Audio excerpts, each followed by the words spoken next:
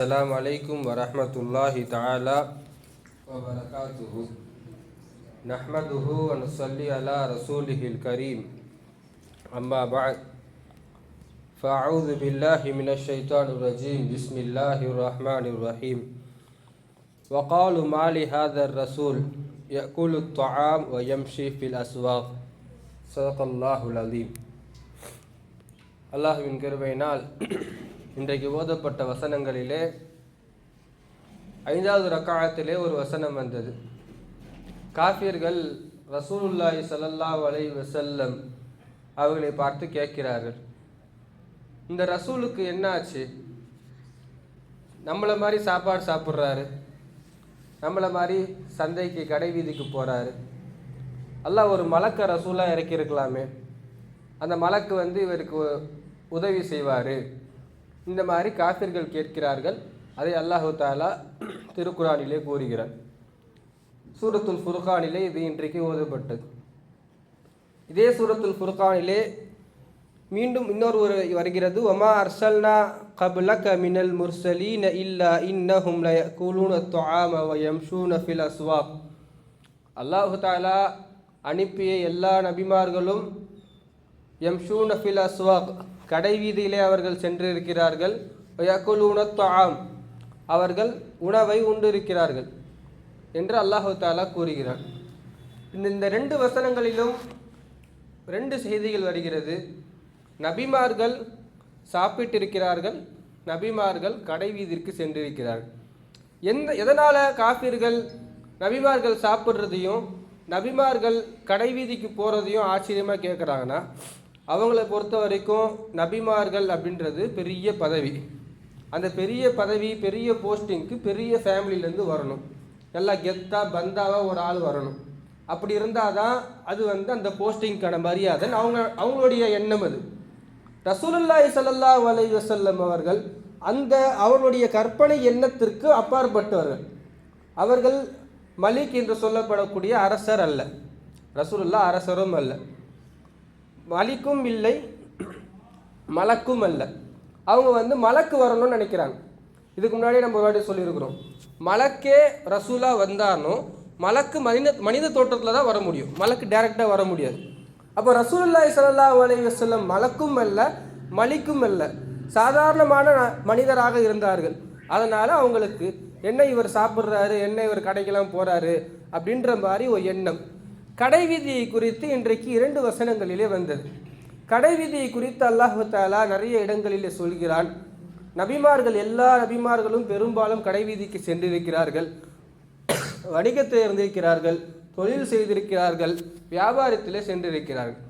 கடை வீதியை குறித்து பொதுவாக நமக்கு பிரபல்யமாக தெரிஞ்ச ஒரு ஹதீஸ், அஹப்புல் பிலாதி இலல்லாஹி, அல்லாஹுக்கு ரொம்ப பிடிச்சமான இடம் எதுனா மசாஜிதுஹா, பள்ளிவாசல்கள். அல்லாஹுக்கு ரொம்ப பிடிச்சமான இடம் எதுனா மசாஜிதுஹா, பள்ளிவாசல்கள். அப்படியே அந்த பள்ளியை விட்டு கொஞ்சம் வெளியே போயிட்டோன்னு வச்சுக்கோங்களேன், அபுகலுல் பிலாதி இல்லல்லாஹி தாலா, அல்லாஹுக்கு ரொம்ப கோபத்தை தரக்கூடிய இடம் எதுனா கடை வீதிகள்.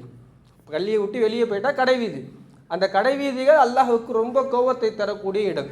இப்போ இந்த அஹப்புல் பிலாதி இல்லல்லாஹி மசாஜிதுஹா, அல்லாஹுக்கு ரொம்ப பிடிச்சமான இடன்றது பள்ளிவாசல். அதில் நமக்கு எந்த சந்தேகமும் இல்லை. தொழுகை நடக்குது, இபாதத் நடக்குது, பயான்கள் நடக்குது, துஆக்கள் நடக்குது, திக்ருகள் நடக்குது, திலாவத்துகள் நடக்குது. கடை வீதியை அல்லாஹ் வெறுப்பதற்கான காரணம் என்ன? கடை வீதியில் எதுக்கு அல்லாஹ் தஆலா கோவப்படுறான்? அப்போ கடை வீதிக்கே போகக்கூடாதா? கடை வீதிக்கு போக முடியாமல் இருக்கவும் முடியாது. இங்கே திருக்குறானில் சொல்கிறத பார்த்தா எல்லா நபிமார்களும் கடை வீதிக்கு சென்றிருக்கிறார்கள். இப்போ நபிமார்கள் எல்லாம் சந்தைக்கு சென்றிருக்கிறார்கள், சந்தையில் செல்வது கூடாதா என்று பார்க்கக்கூடிய ஒரு மேலோட்டமான ஒரு கண்ணோட்டத்தை இன்றைக்கு நாம் பார்ப்போம். அல்லாஹ் தஆலா கடை வீதியை வெறுப்பதற்கான காரணங்கள் சிலது இருக்குது. கடை வீதிகளில் என்ன நடக்கும்? அதிகமாக என்ன நடக்கும்? ஒன்று பொய் சத்தியம் நடக்கும், பொய் சத்தியம், வாக்கு மீறல், கடனை திரும்ப தராமல் வாக்கு மீறுதல் நடக்கும். நாளைக்கு காசு தரேன்னு சொல்கிறது, தராமல் அப்படியே போகிறது, வாக்கு மீறுதல் அதிகமாக கடை வீதிகளில் நடக்கும். பொய் சத்தியம், இன்றைக்கி தான் ஃப்ரெஷ்ஷாக வாங்கினேன் அப்படின்னு சொல்லுவார், 4 நாளைக்கு முன்னாடி வாங்கி வச்சிருந்த பொருளாக இருக்கும்.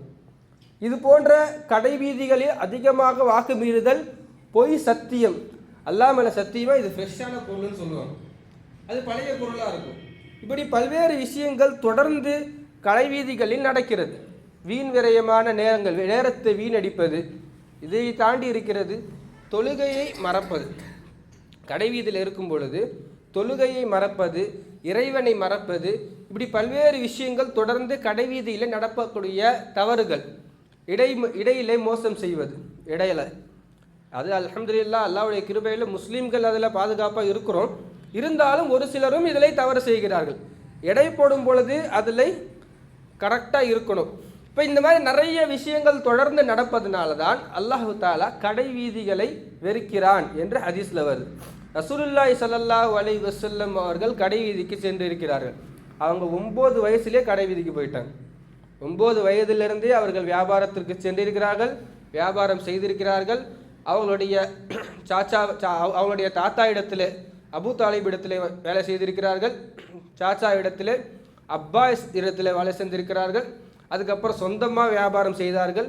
பிறகு நமக்கு தெரியும் ஹதீஜா ரலியல்லாஹு அன்ஹா அவர்களுடைய பொருளெல்லாம் வாங்கிட்டு போயிட்டு ஸல்லல்லாஹு அலைஹி வஸல்லம் அவர்கள் விற்றுட்டு வருவாங்க. மக்கால மட்டும் இல்லை, ஷாம் தேசத்துக்கு வேறு நாட்டுக்கு போய் பொருளை விற்றுட்டு வருவாங்க. அந்த பொருளை விற்றுட்டு வரும் பொழுது எல்லாரும் பொருளை வாங்கிட்டு போயிட்டு ரிட்டர்ன் வரும் பொழுது ஒரு லாபத்தை கொண்டு வருவாங்கன்னா, ரசூலுல்லாஹி ஸல்லல்லாஹு அலைஹி வஸல்லம் நிறைய லாபத்தை கொண்டு வருவாங்க. அது எப்படின்னு பார்க்கும் பொழுது தான் தெரியுது, உண்மையான லாபம் ரசூலுல்லாஹ் கொண்டு வந்தது, மற்றவங்க எல்லாம் காசை அடிச்சுக்கிட்டாங்க.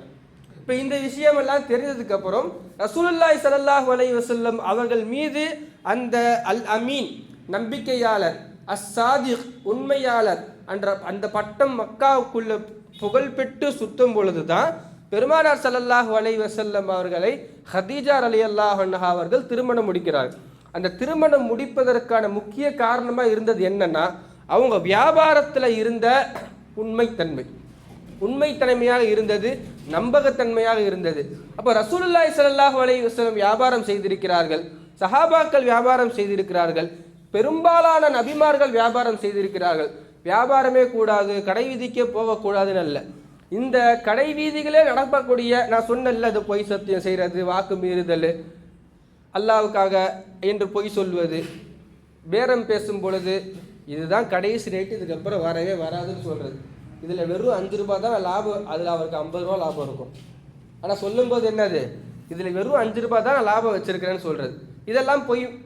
இந்த மாதிரி பொய்கள் தொடர்ந்து பேசுவதனால தான் அல்லாஹு தாலா கடை வீதியை வெறுக்கிறானே தவிர, பொதுவாக அதில் நல்லபடியாக வியாபாரம் செய்யக்கூடியவர்கள் அல்லாஹ்விடத்திலே பாவம் மன்னிக்கப்பட்டவர்கள். ஹதீஸ்களில் வருகிறது, ஒருவர் ஹலாலான முறையிலே வியாபாரம் செய்து வீட்டுக்கு வந்து களைப்பில் தூங்கினார்னா அவருடைய பாவங்கள் மன்னிக்கப்படும். அப்போ கடை வீதிக்கு போயிட்டு ஒருத்தர் பாவம் மன்னிக்கப்படுதுன்னா, அப்போது கடை வீதியில் நல்லது மட்டும் கெட்டது மட்டும் இல்லை, நல்லதும் நடக்குகிறது. அதை நாம் எப்படி கையாளுகிறோமோ அதை பொறுத்து தான் நம்முடைய அமல் அது நல்ல வீடியாக இருக்கிறதா கெட்டபடியாக மாறுகிறதா என்று ஹதீஸ்களிலே நாம் பார்க்கலாம். ரசூலுல்லாஹி ஸல்லல்லாஹு அலைஹி வஸல்லம் கடை வீதியை பற்றி பேசும்பொழுது இப்படி ஒரு வார்த்தை சொல்லுவாங்க, இப்படி இருக்காதீங்க அப்படின்னு ஒருத்தவங்களை சொல்கிறாங்க. யாருன்னா, கடைக்கு சந்தைக்கு ஃபஸ்ட்டு போயிட்டு லாஸ்ட்டாக வர்றது, எல்லாருக்கும் முன்னாடியும் முதல்ல போயிட்டு கடைசி நபராக வர்றது.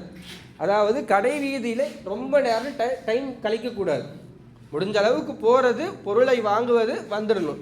ஏன்னா அல்லாஹ்வுக்கு பிடிக்காத இடம் என்று இருப்பதனால அந்த இடத்துல அதிகமான நேரத்தை கழிக்கக்கூடாது, வீணான விஷயங்களை அந்த இடத்துல செய்யக்கூடாது என்று ஹதீஸ்களில் வருகிறது.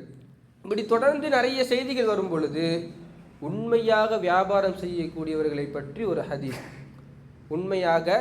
உண்மையை சொல்லி பொய் சொல்லாமல், நான் சொன்ன பார்த்தீங்களா இந்த தவறுகள், இதையெல்லாம் செய்யாமல் ஒருத்தவங்க வியாபாரம் செஞ்சாங்கன்னா அவங்க ரசூல்மார்கள், சுஹதாக்கள், சாலிஹீன்கள், சித்திகீன்கள் இது போன்று உயர்வானவர்களுடன் மறுமையில் எழுப்பப்படுவார்கள் என்று ஹதீஸ்கள் வருது.